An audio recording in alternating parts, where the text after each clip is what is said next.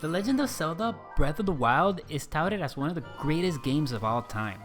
Released in March 3, 2017, it is still a must-get for anybody that has a Nintendo Switch. In fact, after a couple of quick Google searches, I found that most reviews for this game make some very bold statements. Some of them calling the game things like a masterclass in open world design, the biggest and most impressive Zelda we've seen yet, the best game Nintendo has ever produced, or quite possibly the greatest game of all time. But I'm a bit inclined to disagree. You see, after playing the game on and off for about 2 years and putting in around 106 hours, I finally feel like I finished it. I've explored everything the game has given me to explore and have tackled and thwarted almost every challenge the game has to offer. Still, even after all this, most of these reviews don't make a lot of sense to me. In fact, I managed to find just one review that better captured some of my feelings on the game, and it reads as follows. Exploring can be fun. And while there are enjoyable moments in Breath of the Wild, simply extending the amount of time it takes to get from point A to point B does nothing to advance the series in a meaningful way. Willie Clark. Now, why is that? Where does this opinion come from? Let's try to figure that out.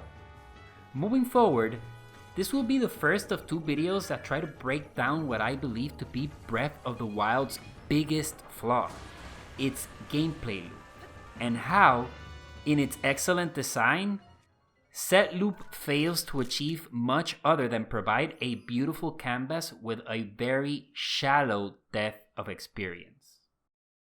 Before getting into this too quickly though, let's set up some groundwork. I want to use this game as a first in a series where we start looking at games and their core gameplay loops. But what is a gameplay loop? And why does it matter? I personally believe it to be a series of iterative elements that make up what is the most important aspect of a game, the gameplay. Video games, like most things, consists of a series of less complex activities that are chained together in some manner up until they loop back into each other, creating a repetitive process that can be reused in a variety of different ways.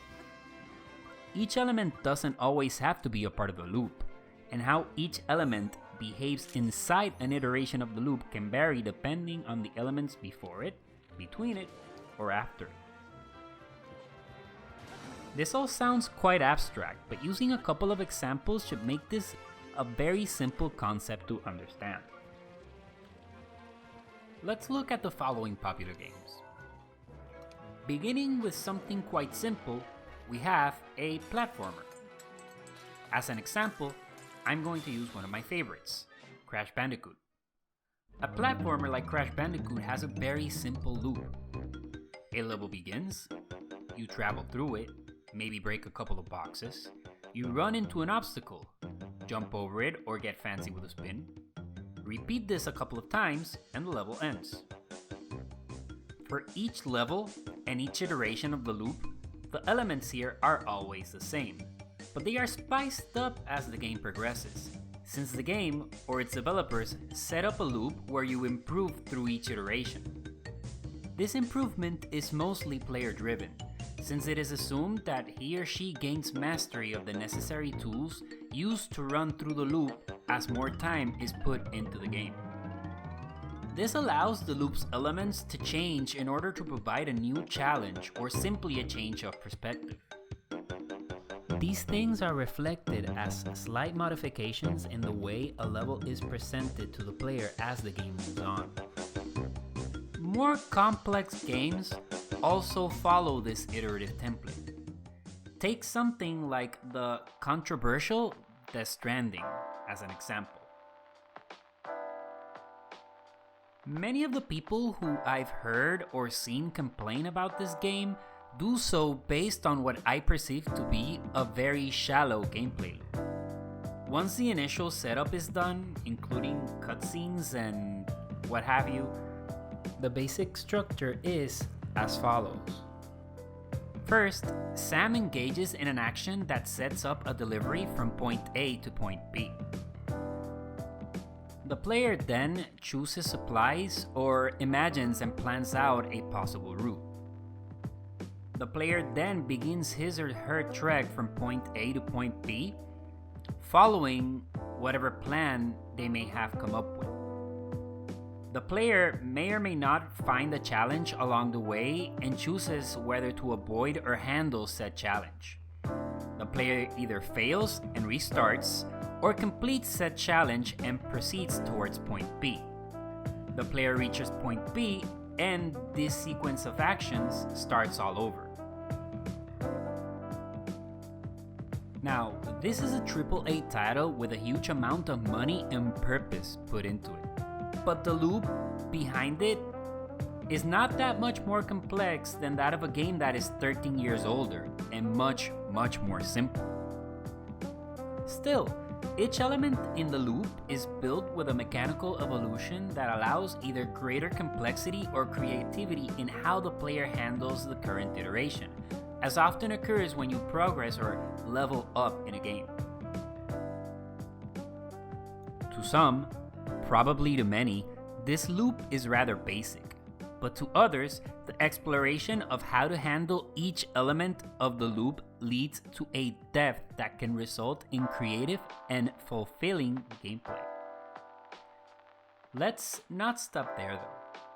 Perhaps the simplest yet most blatant example of an iterative gameplay loop is that of the Battle Royale game type. The loop here is, once again, extremely simple. First, you pick a character or costume. The game starts. The player picks his or her starting destination on the map based on whatever drop mechanic is implemented in this particular game. The player moves onto the map and searches for loot, gear, or weapons. The player then moves around while opting to either hide from or combat other players on the map.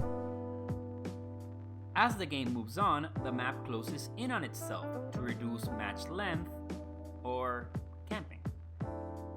Finally, as more teams or players are eliminated, a victor is eventually declared.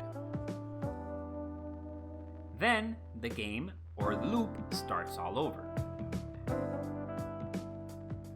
In this particular case, the loop is still extremely simple, but it perhaps best portrays a situation in which most elements of the loop are actually static, since the variable to gameplay here is the players themselves.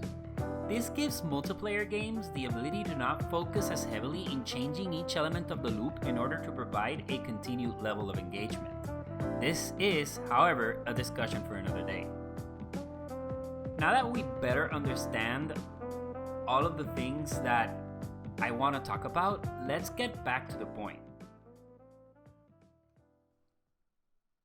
Breath of the Wild is the first game in the Legend of Zelda series where the time-tested gameplay loop of the previous games is overhauled and reorganized in the interest of incorporating the game's primary mechanic, which is the exploration of a completely open and non-linear world.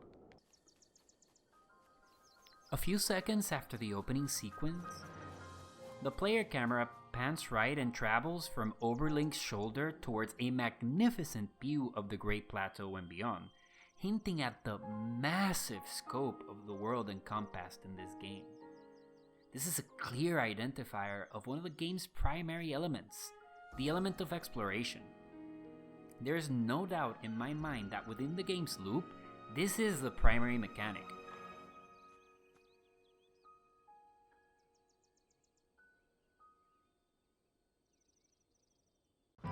Using exploration as a main starting point represents a huge shift in how a Legend of Zelda game is usually played. Stories, puzzles, and items are no longer the driving force behind player decision. Each choice a player makes is tied to how he or she chooses to explore the world, and this becomes what eventually moves the loop of the game forward. The Great Plateau at the beginning of the game serves as a quick tutorial level that grants you access to all the tools and mechanics necessary to carry out exploration before the real game even begins. This is, of course, different to most Zelda titles, where these tools are unlocked periodically. Most challenges that Link or the player will be presented with while traveling across the land could be solved by any of the following: climbing, using cryonis, using stasis, using magnesis, traveling with the paraglider, detonating a remote bomb, or simply by winning combat.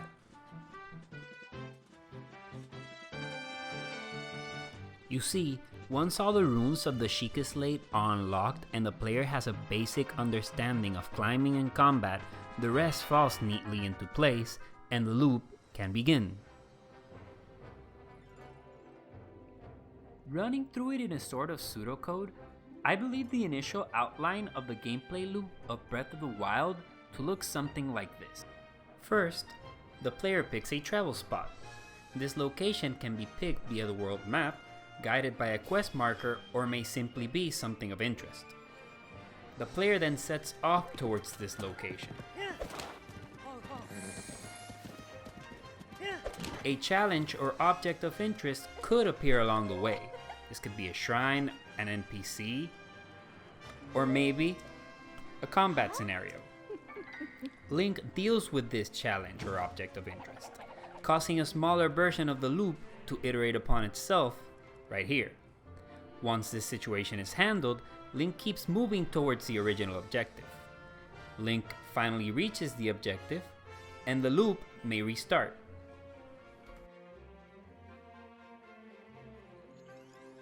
Now, if you think back to the loops of games I described previously, there isn't much of a difference. If we take, for example, Crash, the loop is pretty much the same, with the added option of an iteration of a loop to occur within the larger overarching one, a nested loop, so to speak. If we compare it to Death Stranding, it's pretty much the same thing. You move from point A to point B with a chance of something happening along the way. That's kind of shallow if you ask me. You see where I'm going with this?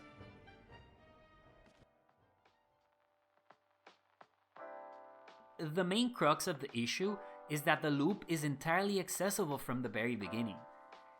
It is elegant in its simplicity, but it doesn't have that much to offer. There is no progression that allows the loop to improve upon itself as time is put into the game, whereas before, every clear temple would result in an item or mechanic that would make previously unattainable actions perfectly accessible. In this Legend of Zelda game, we have none of that, making for a very shallow game once the player gets a hang of everything that it has to offer. Now, I know I'm being quite harsh, and all of this isn't necessarily true if we start to think about other aspects of the game, and all of the other elements that I am purposely at the moment avoiding because I just want to look at the overarching loop instead of the things that make up each iteration it has a possibility to go through.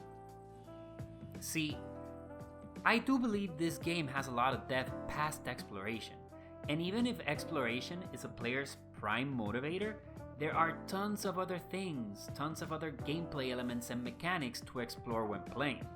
To name a few, we have cooking,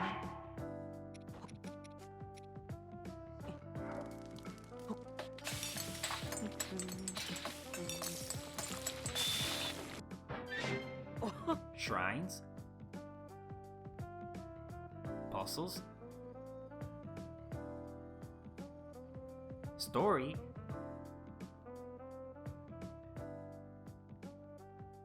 all of these things that can be done inside the cycle of exploration and provide a wide variety of activities to do other than just traveling from one place to another. But even though each of the individual mechanics I've mentioned are all deep and interesting, are they interesting enough? They still have their merits, and taking away only the negatives doesn't leave for a very fair opinion. Next video, we'll take a look at the other elements that feed into exploration and allow the loop of the game to take place. Once we take all of those into consideration, then we can all come to a better conclusion as to why this game is or isn't a masterpiece of modern gaming. Signing off, and until next time, this has been Fluffy from Breaking Down Pop.